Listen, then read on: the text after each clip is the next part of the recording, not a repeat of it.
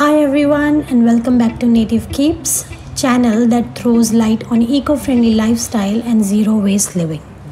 Halloween, pumpkin and apple season is here. So today let's make one very versatile zero waste product, apple cider vinegar.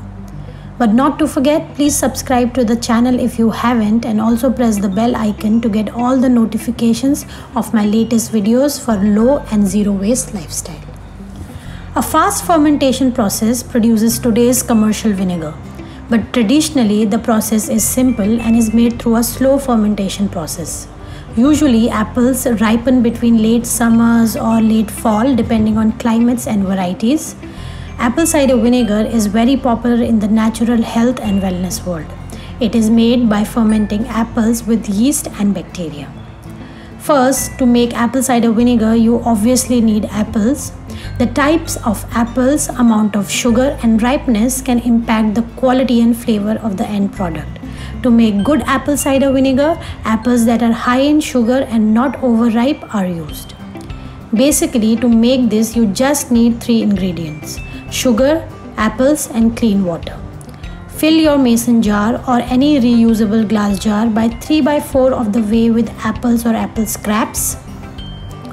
Apple cider vinegar is a kitchen staple that has numerous health benefits. Some of its uses include cleaning, washing hair, preserving food, health care, and improving skin functions. It can also be used in all sorts of recipes including salads, soups, sauces, hot drinks, and more. It is a very versatile product and effective natural solution.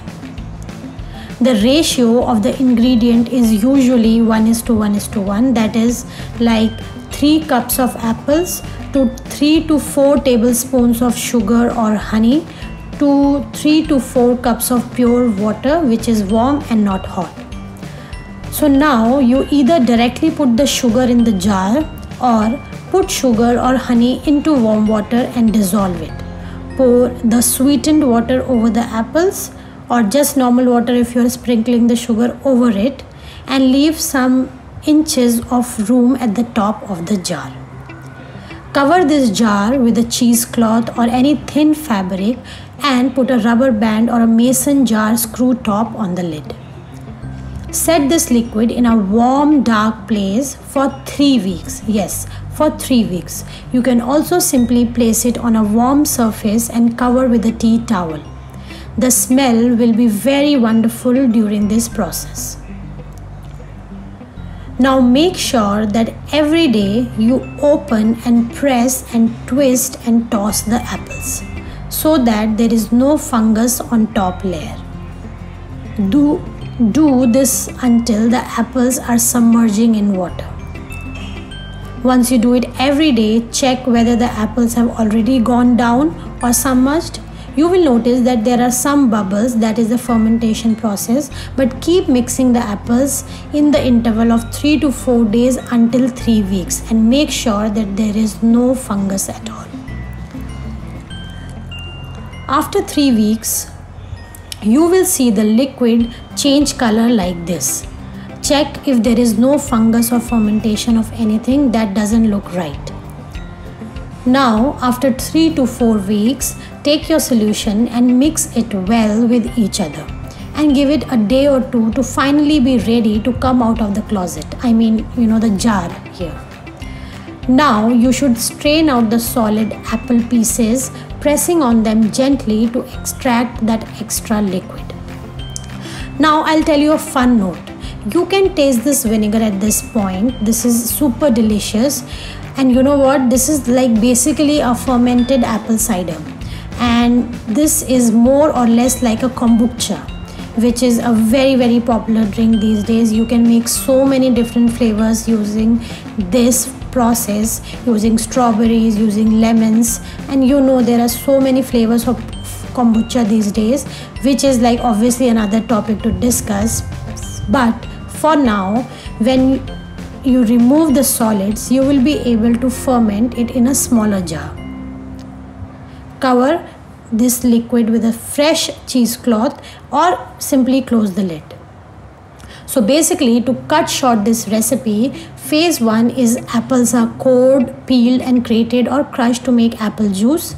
phase 2 is the apple juice is then poured into a clean container and covered with a cloth to keep out insects and dust. The apple sugars like dextrose, glucose and fructose convert themselves into ethanol alcohol. This process can take 2 to 3 weeks. For commercial production, they usually add yeast to speed up the process. The apple that is a residual can now be used to kickstart another fermentation process. Don't throw these apples, but instead use it for another batch of fermentation. And the phase 3, the ethanol alcohol is then converted into acetic acid by airborne bacteria to produce vinegar. The vinegar is then allowed to mature over several months to a year.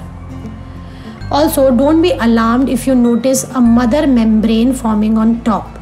This is very normal. This can be used to fasten the fermentation process on other apple cider vinegar process that can also be used with the residual of apples. Set the fermenting cider in a warm, dark place for about 4 to 6 weeks. And that's it. The apple cider vinegar will be ready, which will be the end result of a 3-stage process, from apple juice to fermented apple cider to lastly to a fermented vinegar. Hope you enjoyed the Native Keeps DIY video today and surely gonna try it. Follow me on Instagram and subscribe if you like the work I'm doing. That keeps me more motivated. Until then, have a cozy weekend. Thanks for watching.